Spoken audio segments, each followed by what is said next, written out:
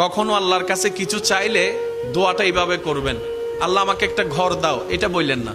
বলবেন আল্লাহ আমাকে একটা শান্তির ঘর দাও। কারণ ঘর পাইলাম যদি শান্তি না থাকে, সে ডুপ্লেক্স বাড়ির দাম কি? কখনো সন্তান চাইবেন না, বলবেন আল্লাহ আমাকে একটা নেককার সন্তান দাও।